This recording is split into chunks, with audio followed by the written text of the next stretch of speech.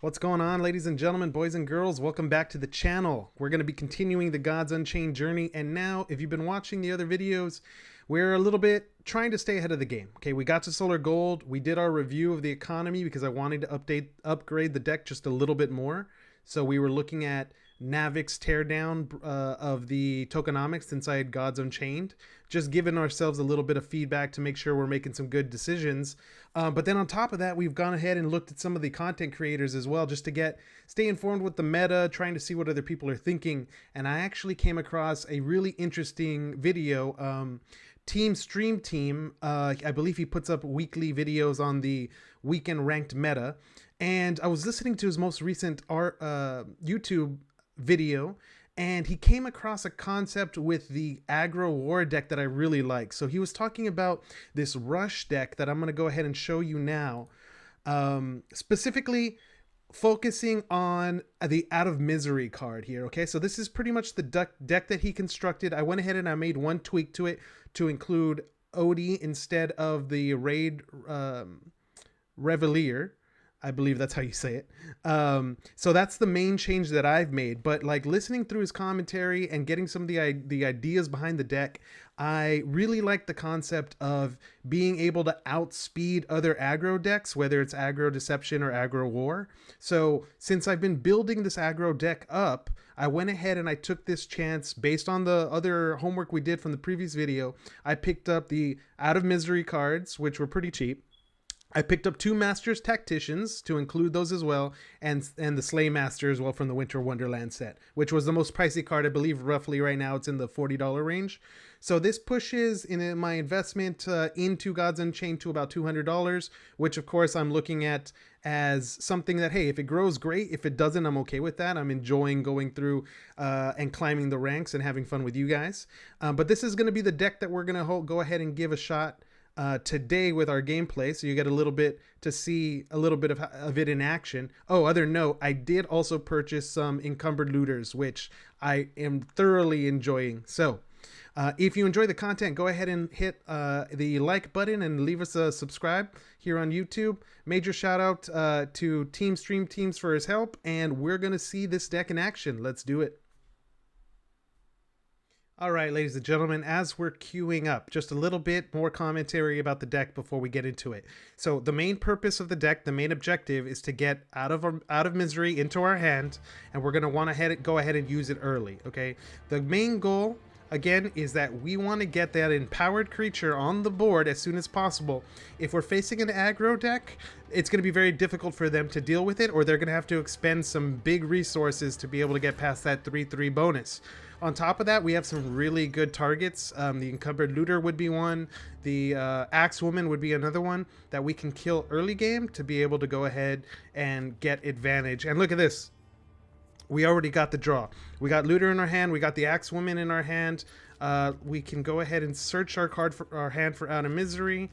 Oh, we'll just keep on going, even though the Master Tactician would be pretty nice.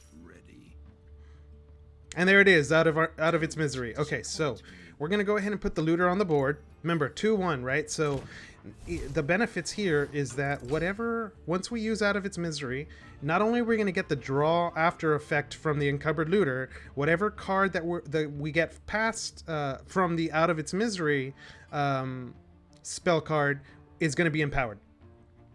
I say empowered, but what I mean is it's going to be +3/+3. So if we go ahead and use that, put it on board super early, I really doubt that Leo here is going to be able to catch up to us. So let's see if he does anything for turn 1.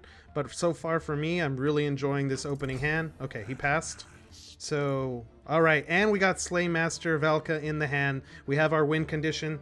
This is going to be hopefully the final card we played. Okay, let's go ahead and do some damage to face before we go ahead and kill off the Looter. Okay, Child Spirit 5/5. The fact that it's a 5/5 is huge.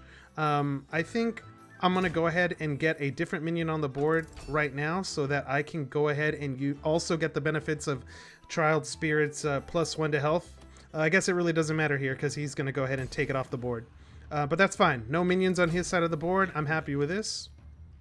Okay, let's put the Axe Woman. We'll go ahead and power her up with extra 1 health. And we're going to go ahead and put the battle board on it. Really, the idea here is that we're I'd rather have 2 creatures on the board so that he is forced to deal with either one or the other. Now, I don't think Magic has board clear this early in the game. I'd have to double check. Deal 5 damage, spell card. So, okay, he takes out one, but I still have the benefits for the other still on the field. So, okay, we're going to continue with this clearing of our hand as much as possible so that Slaymaster Valka's Roar effect can be used. Let's go ahead and attack phase here. Here. Oh, make sure to use the God Power, and that'll be our turn. Okay, so this is probably the most important turn, I would say, of the game, right? Because on the next one, we get our ace in the hole to be able to use. He's going to have to come up with something really interesting. If he puts a creature on the board, that's exactly what I'm looking for. So, okay, 3 damage. He'll take out the Axewoman. All right. Deal 1 damage. Okay. And now he'll pip up. Oh, and he has Blitz. I wasn't paying attention how he actually got that card. Well, no, that's a neutral card, so he should be fine. Actually, this was a very good response. Took out 3 out of the 4 minions. Ooh, okay, now I have options, actually. I want to save Slaymaster Valka for the win condition. And I could play it right now, but I might get some more value from it later. And Feral Shapeshifters, like, do 1 damage to an enemy creature is exactly what I need in this situation. So I think we take it. I think we just put him on board.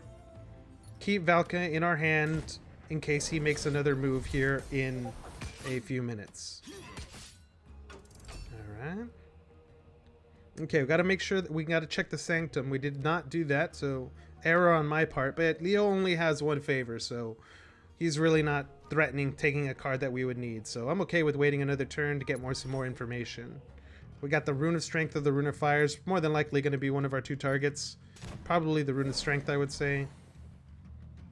Alright. Took 1 creature off the board. Still have my Shapeshifter. Ah, this is perfect. Okay, so this is exactly what I wanted Valka for. And we have the Woodcutter Imp. Let's see the after effect. I think we're okay with doing that. Yeah, let's go ahead and just take advantage of Valka here. And then I actually can also buy from the Sanctum, but I might do that on the next turn. I mean, I could buy... Yeah, he's only at 4 favors, so we'll go ahead and hold off on that then. Let's go ahead and use Valka. And we'll be attacking... Doesn't really matter, I guess. And then we can go ahead and attack face. So we're going to be bringing him down to roughly 13 health. And I'll... 15 health minus 4, that's 11. We'll use the final relic, 10. And we'll go ahead and pass the turn. 2 2s. We got two creatures with 2 health on the board. We still have the Woodcutter Imp, which I like. That God Blitz can be really surprising at the end of the game when the enemy is not expecting it.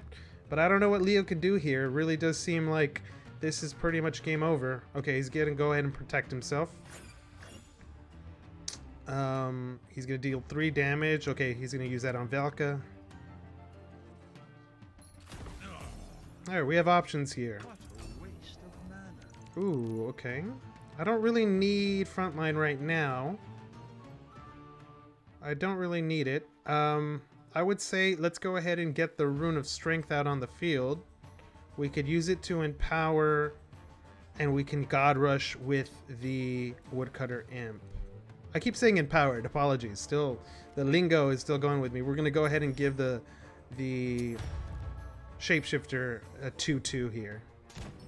Actually, no, let's put it on the Imp. Let's put it on the Imp so that forces him to deal with him now. Or at least on the next turn. Maybe it would have been better, and we'll go ahead and take the Rune of Fire now that we have the 17 favor again.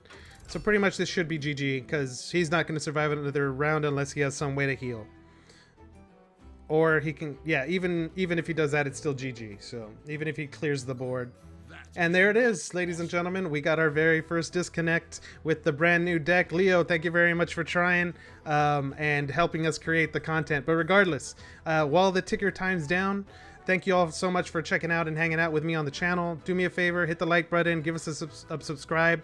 You can also find in the comments below a link to Stream Team's video, so you can see the weekend ranked review that I was talking about. You can also find all of our other channels that you can follow us on: Twitter, Twitch, and Discord as well. So that's where we're going to go ahead and sign it off. We're going to end the video here with our very first win on the brand new deck, and I'm really excited to play it. Out of Misery for the win, baby. Catch y'all on the next one. Peace out.